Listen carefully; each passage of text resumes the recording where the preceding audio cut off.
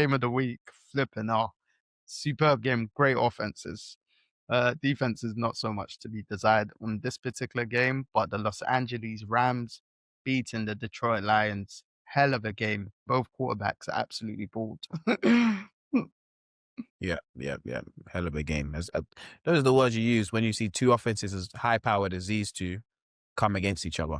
Mhm. And it felt like whoever had the ball in their hands last was going to win the game. Mm. It felt like a shootout from the start. Obviously, Stafford had the early interception, but you know Stafford, so he's never going to be rattled from that sort of stuff. It was a great play by Yeah. Hutchinson, to be fair. And then you see Detroit kind of take over. Well, I say take over, but you know, score, get points on the board. Amon-Ra St. Brown was balling. He's being Jacob, I ball. think he's my favorite player. Like, actually, Jamaica. Someone on the line.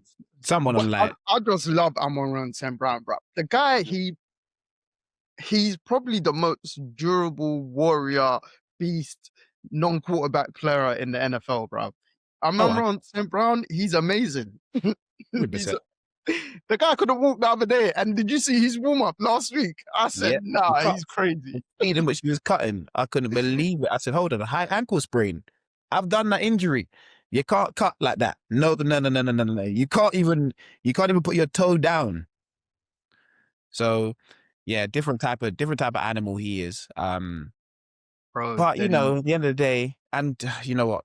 I feel sorry for Devontae Adams. Obviously, went down with a hamstring, and that's a big miss. That might be a big blow, but depending on how long it's going to be, I feel like if they rest him up and he can go into the playoffs, and that's key for them because he's their real end zone threat. But I mean, after the game, McVay didn't rule him out for this upcoming game. I think it's way too soon because it's the Thursday night game. Yeah.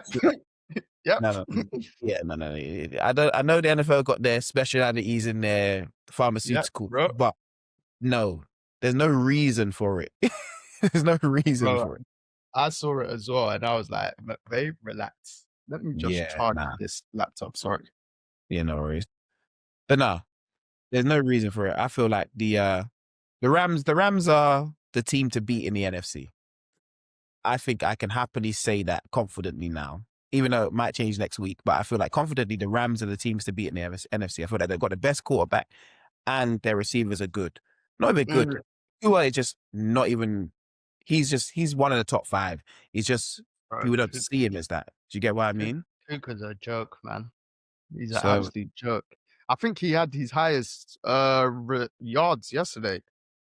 Would make sense. I think when I watched the locker room video, McVay gave him the game ball, and I'm sure he said that part or one of the game balls. So yeah, but then the flip side is Jared Goff balled and it wasn't just give it to my playmaker. He was actually mobile in the pocket, everything. Amon-Ra had 164 yards, 2 touchdowns. Jameson Williams, who you challenged a couple of weeks ago when we thought Amon-Ra was going to be injured, he's stepping up, bro. 134 yards, 1 touchdown, bro.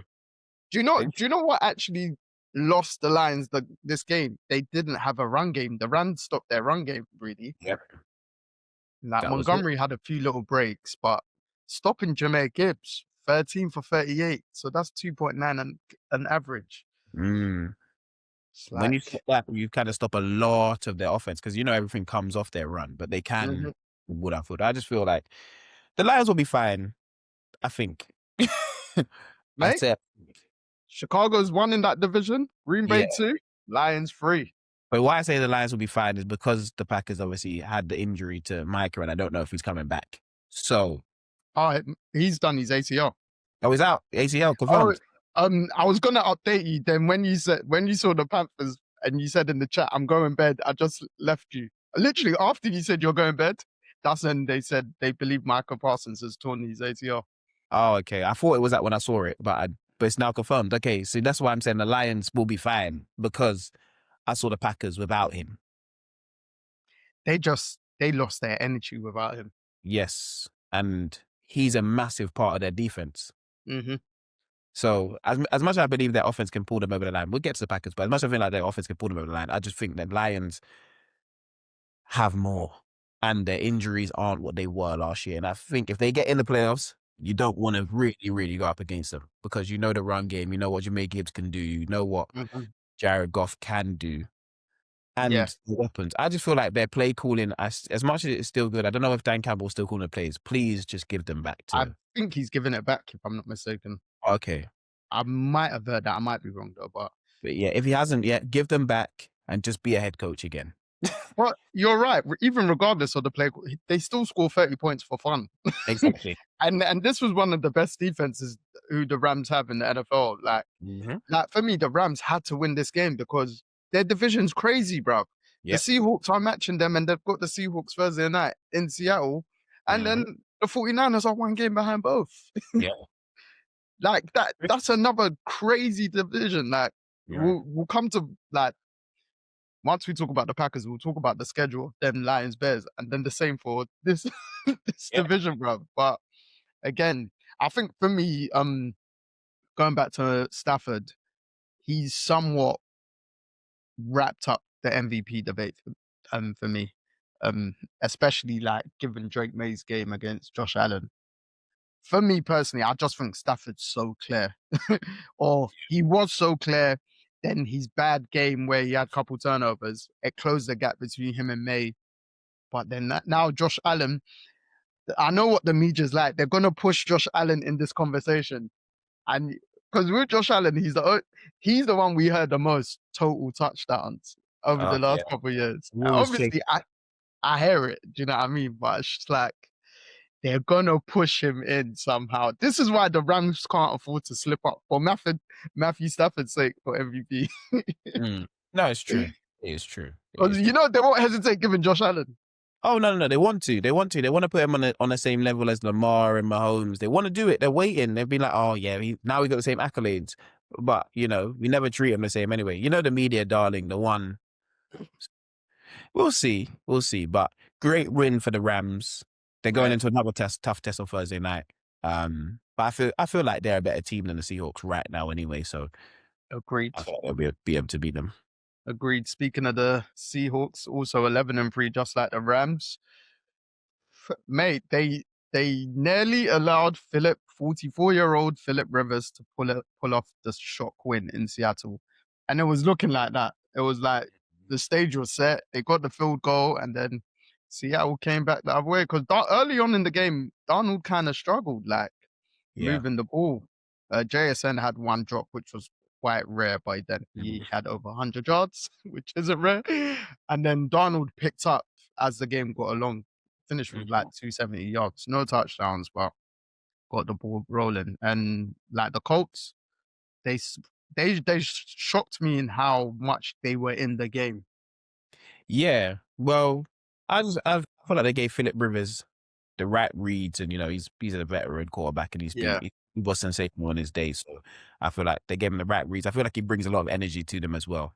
The energy they may have lost from seeing Daniel Jones go down, I feel like they got that back. They led on their run game alone, which you expected. But I feel like the Colts will still be in every game they play, because Philip Rivers is competent enough to play this position. At 44, his throw motion looks mad, but it's always looked mad, but the ball gets to where it needs to get to. But he's always had a strong arm with that motion. Yeah. It just looks mad. It just looks weird, but he's always gonna put you in a position to win the game. And off of the couch, literally, to that first game. High school, bro. High school coaching. Exactly. Looks good. It looks good. Now I was gonna say you made a good point on just him knowing the reads, because he had Shane Steichen as his coordinator when they were in Los Angeles with the Chargers. So like he's known him for a big chunk of his career where he knows exactly what the coach wants. Exactly. So it's nothing new to him, and that's the type of man that when they say he's forgot more football than most people know. So do you get what I mean? He's literally the perfect person to kind of steady the ship for however long you want the ship to be steadied. I don't know if that's still Anthony Richardson can come back and be fit, or I don't know what their plan is if they make the playoffs, but we'll see. Yeah. No, I agree with you. Because like if they won that yesterday, would you have then thought, hold on, can the Colts make the playoffs? Hey, I still feel that there's a possibility they can make the playoffs anyway. Do you get what? What are they? What are they now? 8-5? 8-6? 8-6. So if they win the last 3, win out, they're 11-6, and then It's tough though. Let me see their schedule. Because that final 3, I know we said they've got the Texans. So they got the 49ers at home, the Jags at home, and then the Texans away. yes, it's painful. It's a Yeah, painful. it is. But you know what? 3 weeks ago, they said the Colts could have won all 3. Yeah. Obviously then, innit? Do you know what I mean? So, because they were 8-2, now they're on a losing streak.